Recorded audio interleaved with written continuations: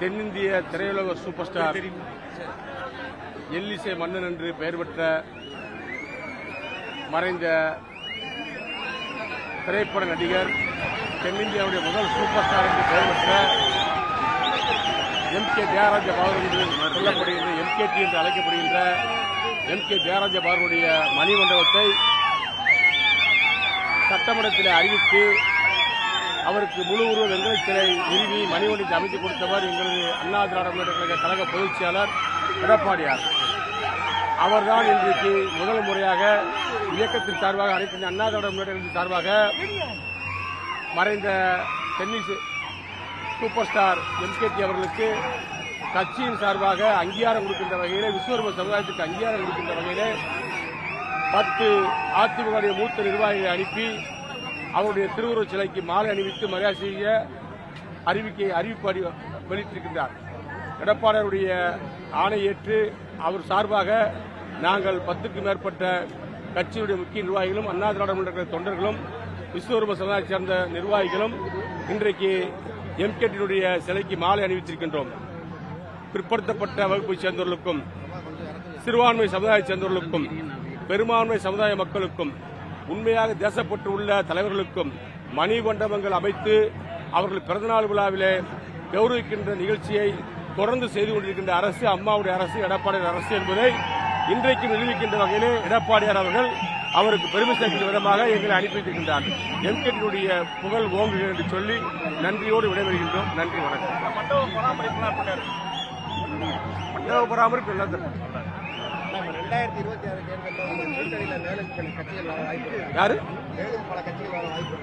அற்புதமான கூட்டணியை, அருமையான கூட்டணியை, வெற்றி கூட்டணியை கழக பொதுச் செயலாளர் அண்ணன் எடப்பாடியார் அமைப்பார்.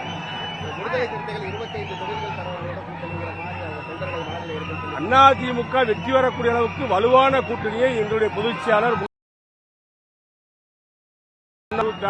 செயின் சார்ஜ் கோட்டை அலங்கரிக்க போகின்ற முதலமைச்சர் எடப்பாடியார் தலைமையிலே ஒரு வெற்றி கூட்டணி அமையும்.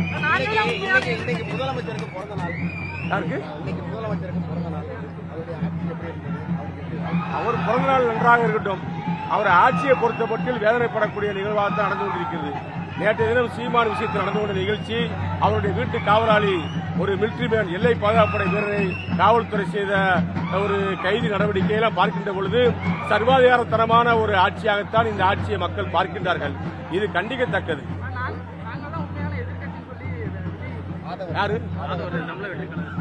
அதிமுகவுக்கு கிளைக்கழகம் தோறும், கிராமங்கள் தோறும், குக்கிராமங்கள் தோறும், கிளைக்கழகங்கள் இருந்து பேரூராட்சி கழகம், நகர கழகம், மாவட்ட கழகம் அணிகள் சார்பாக பல கோடி தொண்டர்களை உள்ள கட்சி, 2 கோடிக்கு அதிகமான தொண்டர்கள் உள்ள மிகப்பெரிய கட்சி அனைத்து அண்ணா திராவிட முன்னேற்ற கழகம். இந்த கட்சியோடு போட்டி போடக்கூடிய அளவுக்கு தமிழகத்தில் எந்த கட்சிக்கும் வாய்ப்பு கிடையாது, இடமும் கிடையாது. மும்மொழி கொள்கையை யார் நாடகமானாலும் சரி, எங்களுடைய பொதுச்செயலாளர் எடப்பாடியார் எடுத்திருக்கின்ற முடிவு, புரட்சித் தலைவர் எம்ஜிஆர் எடுத்திருக்கின்ற முடிவு, புரட்சித் தலைவர் அம்மா அவர்கள் எடுத்த முடிவைத்தான் எங்கள் பொதுச்செயலாளர் எடப்பாடியார் அறிவித்திருக்கின்றார்.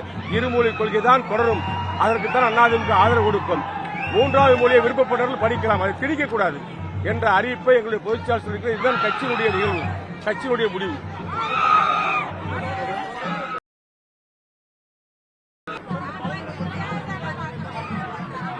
அதிமுகவை யாரும் பலவீனப்படுத்த முடியாது. அதிமுக இல்லாதவர்கள் 30 வருஷத்துக்கு முன்னாடி கட்சி விட்டு வெளியேறி போய் வேற கட்சியில போட்டி விட்டவங்க, வேற கட்சியோடு சேர்ந்தவங்க, இவங்கெல்லாம் வந்துகிட்டு ரெட்டலை எனக்கு வேணும், கட்சி எனக்கு வேணும்னு சொன்னோம்னா யாரும் கேட்டுக்கிறதுக்கு சுப்ரீம் கோர்ட்டு பாத்துக்கிறாரு, தேர்தல் கமிஷன் பாத்துக்கிறாரு.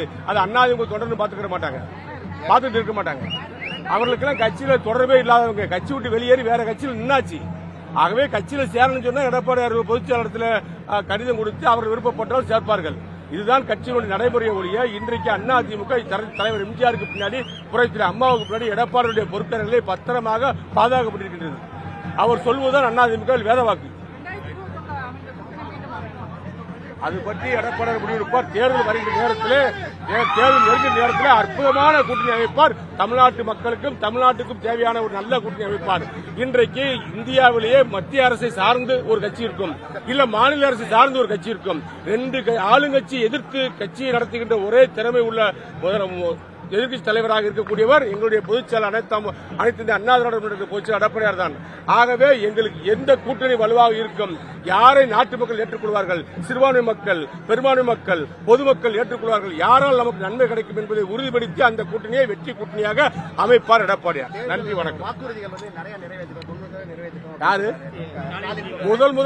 முதல் அறிவிச்சது நீட் தேர்வு ரத்து. அவருடைய தேர்தல் அறிக்கையில அறிவிச்ச முதல் தேர்தல் நீட் தேர்வு ரத்து. அதவே நிறைவேற்றல. எத்தனை சொல்லணும், நாங்க சொல்றதுக்கு நேரம் கிடையாது. அவர் திமுகவில் மு.க. ஸ்டாலின் அறிவித்த தேர்தல் அறிக்கை 2021 அறிக்கையில எதுவுமே நிறைவேற்றப்படவில்லை. மக்களுக்கான திட்டங்கள் நீட் தேர்வு ரத்து கிடையாது, மாணவர்கள் கடன் ரத்து கிடையாது, எல்லாமே ரத்து கிடையாது. எல்லாத்தையும் நிப்பாட்டிருக்காரு. தாலிக்கு தங்கத்தை நிப்பாட்டிருக்காரு, திருமண திட்டத்தை நிப்பாட்டிருக்காரு, லேப்டாப்பை நிப்பாட்டிருக்காரு, எல்லாத்தையும் நிப்பாட்டிருக்காரு. 5 லட்சம் கோடி கடன் வாங்கியிருக்காரு 4 வருஷத்துல. 5 லட்சம் கோடி, 1 லட்சம் கோடி வருஷத்துக்கு அதிகமான வரியை, வீட்டு வரி, சொத்து வரி, குப்பை வரி, எல்லா வரியும் 1 லட்சம் கோடி அதிகமான வரி வருது. 4 வருஷத்துக்கு 4 லட்சம் கோடி வரி அதிகம். 5 லட்சம் கோடி கடன், 9 லட்சம் கோடி என்ன செஞ்சாலும் தெரியாம இருக்கு. இந்த ஆட்சி வேண்டுமா என்ற நிலைமை இன்னைக்கு நாட்டு மக்கள் மத்தியில் இருக்குது. திமுக ஆட்சி வீட்டுக்கு போக போகுது, அண்ணா திமுக ஆட்சி ஆட்சிக்கு போக போகுது. நன்றி, வணக்கம்.